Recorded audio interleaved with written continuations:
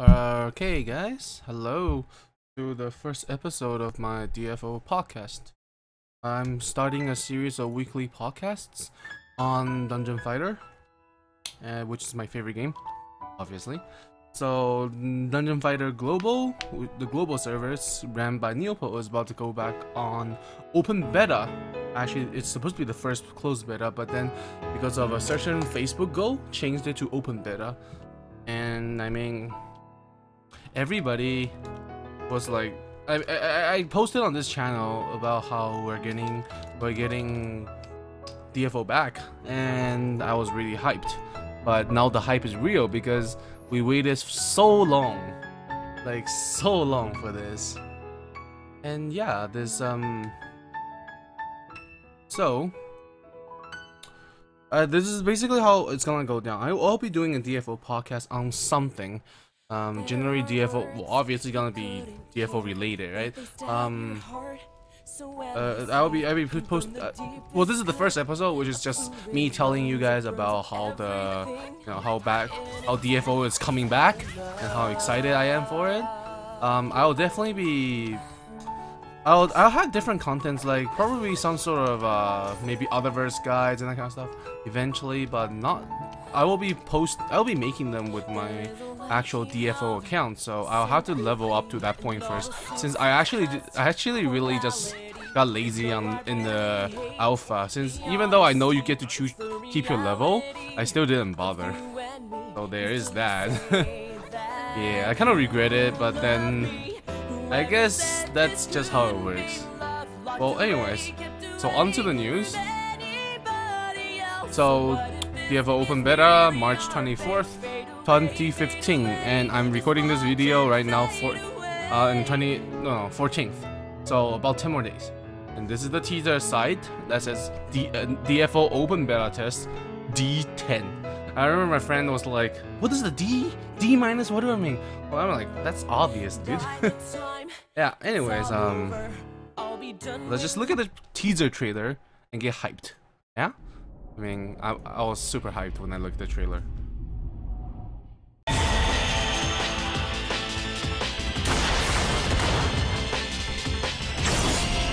I remember that. It actually said Unimate Action on the first version of the trailer, and then somebody screen capped it. It was like, what the heck? So they had to re-upload this trailer because there were typos.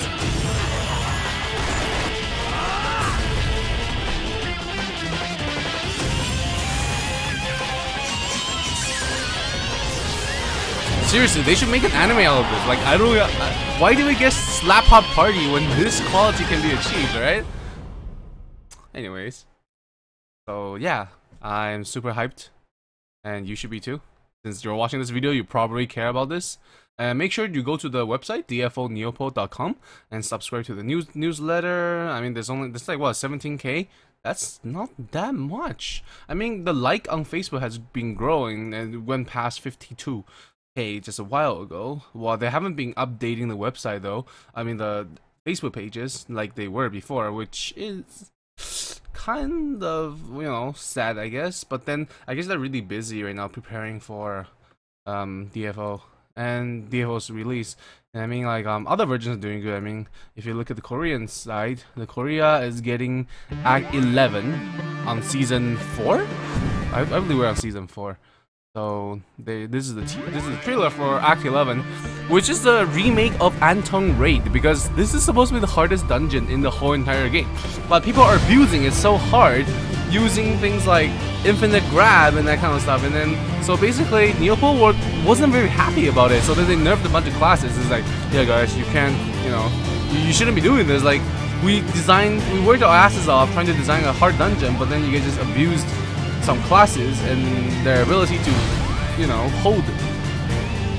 So yeah, I'm personally not too familiar with what's being changed because I actually didn't look at the patch notes. I was lazy, but it looks good. So yeah, Korean version's still going really strong, really well. After Anton Raid, they just got Shadow Dancer, which is the last thief job. I don't have one yet. Yeah, you can see like the Korean interface has changed yet again. Oh, and DFO is confirmed to have FP system. So if you don't know what that is, FP system is basically the system where you so this is the FP system. You have a set amount of stamina. When you're going to dungeon, you can only go through 156 rooms for weekends. With this weekend in Korea, right? So for weekends, you get 176. Or in Korea, we don't know about DFO Global yet. Maybe we'll get more FP. Maybe we'll get less. Nobody knows yet. I'm assuming that during the beta timing, they'll probably give us some leeway on that, and they'll probably just give us a good. They'll try to give us a head start at the very least. So I wouldn't be surprised if that's the case, right? Yeah. So I haven't tested out Shadow Dancer yet, but at least all 4 classes of thieves are available now. So I'm assuming maybe they are actually going to be making the second awakening for them soon, or I mean, Finogana just got theirs, so I'm guessing it's going to be thief or male fighter next, because male fighter is supposed to come in line right after. Yeah. Yeah, but this is basically what the first episode is going to be about. We're gonna be oh yeah, this. Sorry, I didn't have a script or anything. I just kind of wanted to talk about how I felt. There are various communities that you can be joining, like the Dungeon Fighter Online Refugees or Online Community, or for forums, this DFO Core, DFO Nexus, I believe. I don't use either right now because I'm kind of lazy. Don't want to deal with forums yet, and yeah, there are several guilds that I was in that's restarting. So I don't know what I'm gonna be doing with my guild yet. I might be going to an old guild that I was in. I might not. I haven't decided yet. I was a guild leader when I was playing, but I don't think that worked out too well. Well, it didn't work out very well. So anyways, I don't think I will be doing that again. So I probably won't be a guild leader this time. So if you guys want to join me and play with me, feel free to, you know, just like, well, obviously when the game comes back online, you'll know my in-game name and everything, and then you can find me through that. So when that happens, I will be very happy to play with you, or maybe even join your guild if I don't have a guild yet. I mean, I'm pretty sure I will have a guild. I was part of Lemona, and I was part of my own guild. Obviously, I had a guild in Japan, which is the Japanese version, and they are making a guild in DFO Global as well. So I don't know which one I'm joining just yet, but I guess I'll be deciding on launch. Currently, I'm leaning towards my Japanese guild actually, just because. Yeah, and there are some cool events going on in Korea, like the Sao event and that kind of stuff, and hopefully maybe we can get a Sao event and to hyper boost it. Oh, some important things about the. Actually, I should be looking at this post. Sorry, I didn't think of it. So this is from the CEO of Neopo.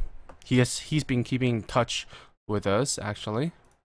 So what he's saying is, yeah, basically he's talking on, you know, he's the CEO of Neopo, and then the closed beta, open beta is coming soon. It's called Open Beta Part 1 because it was supposed to be closed beta, but then they changed it to open beta since everybody's able to sign up and join. So there'll be a part 2 that's basically the scheduled open beta. So this is still a closed beta technically. So technically, anyways, so then there are 4 things that I want to bring to your attention. It's basically what the CEO is asking on us. So 4 of them is no hacking, please. If the game is hacked, we'll be busy fixing the hack and spending our precious time that could have been spent in creating new content for you. I think this is kind of a long shot. I mean, asking us on the Facebook to not hack, it's obvious that we won't be hacking because we like the game. That's why we're here. So why would we be hacking? But the problem is the people that's gonna be hacking will be the people that's from I hate to say it, but the Chinese gold makers or whatever. They'll be farming gold farmers. Yeah, they'll be farming gold so they can sell it for real cash, and people will buy it. It's part of almost every game I know of, so I don't think there's anything we can do about that. Hopefully this is not gonna affect the game too much. Back then it destroyed the economy, but if Neopo is able to keep an eye on this, maybe we can have a better economy this time, because back then everything costed so much that newbies have no chance of buying anything. Like avatar sets were costing like insane amounts of money. And I mean, like it's like if you look at the Korean economy, it's really good in general.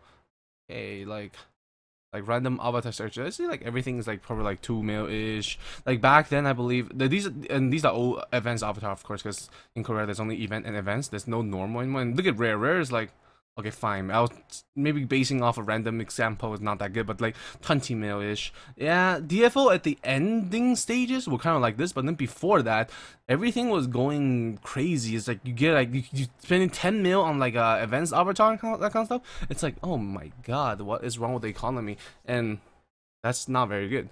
So for the next part is next line. Please share your kind understanding and patience even when the game seems inadequate and or unstable. We will try our best to provide the best service we can. So, I mean, it's a Korean company. When they say that, it's probably formality. That's what I think, anyways. So they understand the patience in that. No, we went through Nexon. Being like unstable, normal, man. Like back then, after maintenance, usually it's an emergency maintenance right after. I don't even care anymore. Like inadequate. I mean, this is the first time that Neopo as a development company is running a server. It's kind of like how Wizard was running MapleStory from the beginning. But yeah, this is the first time they're running a game. It's understandable that they have some hiccups. It's not, but then like to be honest, I still think it'll be better than freaking Nexon America, because Nexon America is like the biggest cancer company in the North American online gaming thing, in my opinion. Well, probably not the biggest, because I'm not really familiar with other big name ones, but really Nexon has lost me as a customer over the years. I've played their games for a long time. I mean, when I was a kid, I was playing MapleStory. And then I grew up and I started playing DFO and then the cool stuff. I played some Vindictus. I played some I played a lot of Mabinogi actually as well, because I really enjoyed it. It was a lot of fun until I realized that cash items are kind of crazy. And then yeah, anyways, I used to be a pretty big Nexon fan, but after DFO shut down, I'm just like, no, Nexon, you're not taking any more money from me, not even 1 cent, because I hate you guys so much right now. So there's that. So number 3 is probably the saddest part for me and for some of my friends, and we will not be monetizing before the game is stable, so please enjoy the game as much as you can, which is basically saying that probably during the open beta or the closed beta, whatever the beta is, there will not be a cash shop. That doesn't seem to be a gigantic problem, but to me, I want to pay to support them. There's no way for us to actually directly support Neopo right now when the game is going live, because the cash shop will not be opening. So that means, and that also means there's some inconveniences, like we cannot get the storage upgrade, which is in my opinion very much needed. I mean, it's a very cheap upgrade. Storage upgrade, okay, so in DFO the normal storage gives you 8 slots. Let me just show you right now. Actually, you get 8 slots, and there's a weight limit to it, so 8 kilograms of weight, and that's it. You're done. You have no more slot. That's all you get. But if you upgrade even once, you get 2 more rows. So then that will bring you up to what is it? 24 slots, and the weight limit is gone. Just gone. There will be no more weight limit if you upgrade it simply just once. The upgrade was like 80 cents. I don't even know. Let's just check it out.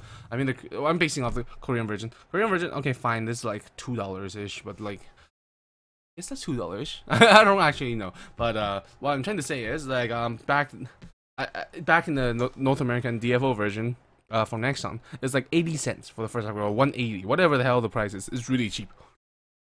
So yeah, that's a inconvenience. Other inconvenience include you cannot upgrade your what is it, your body slots. So then like there's 2 more rows you can unlock down here by paying like what, $2, like first $1 for the first one, like $3 for the second one. I don't know, there's some really basic necessities, and obviously no beautiful avatars that you can pick through. It's like this would be empty page, and no pets. Yeah, no pets. So there are some inconveniences. I know that they will be giving us some free avatars to start with, But it's still kind of disappointing, to be honest. Like, I still kind of feel like maybe they should have I don't know, allowed themselves to make some money. But then of course I can also understand that they don't want to f it up for everybody. So it's understandable that they don't want to be opening up the cash shop until they are sure the game is stable and running and will be successful, right? So that brings us to the fourth point. Please spread the news and invite as many friends and family as you can. If there are no players, we cannot keep the game alive.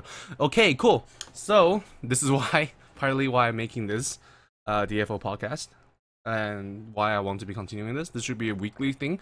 Currently, there's no set schedule yet, but I'm personally thinking that this will be probably a Wednesday thing, every Wednesday, or something like that. Like somewhere in the middle of the week, Wednesday, Thursday, sometime there.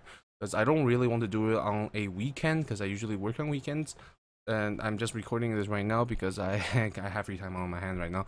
But yeah, so these 4 points are the most important thing that the CEO is talking to us about, and then they're like, yeah, thank you guys for waiting and supporting. Yeah, we've been waiting for a long time. And there's some also I don't believe that female Slayer is going to be in the game right off the bat, so I'm guessing that will be open beta, then actual open beta thing, or a launch thing.